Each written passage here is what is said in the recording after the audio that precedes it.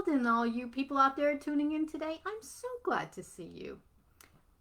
Today I'd like to talk about worry.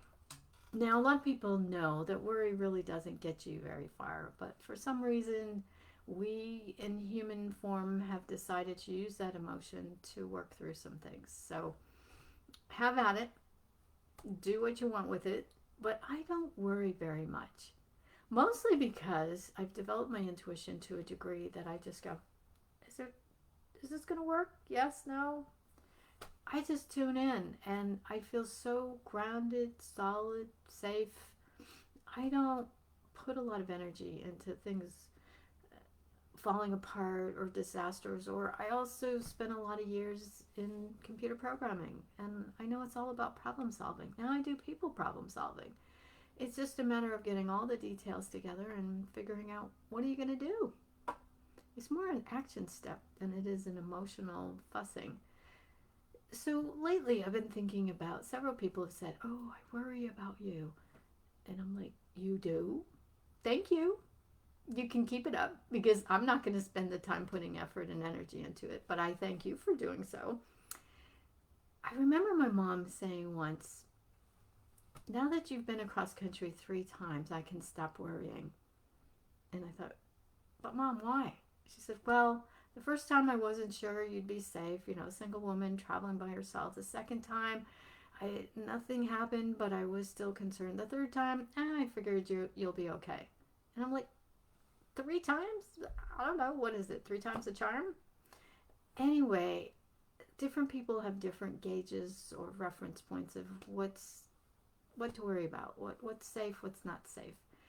I have traveled so much by myself, and it's not that I'm a single woman and having traveled, it's that I trust life. I trust 100%. I'd like to tell you a little story very quickly.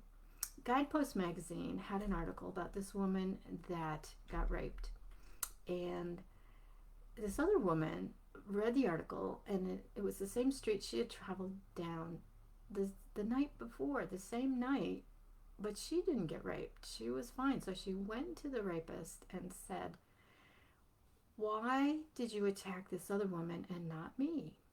And he said, "Because you weren't alone. You were 2 very large men traveling with you side by side." And she said, "Well, I wasn't with anyone." But the other girl had fears, concerns, worries, ideas about traveling by herself, and she was more vulnerable. And when she heard the rapist say that, she realized that her faith was so strong that she had manifested and drawn to her these apparitions or whatever the man happened to see. She knew she was alone, but he didn't.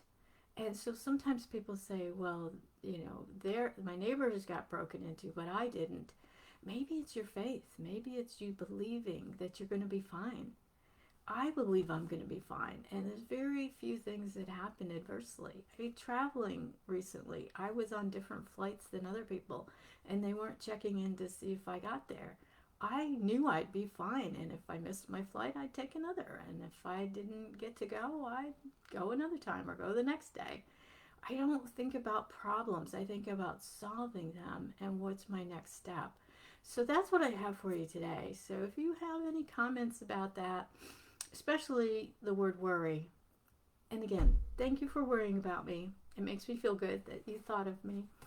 But I don't worry. I just know things are going to work out somehow, some way, somewhere. So I will see you again real soon.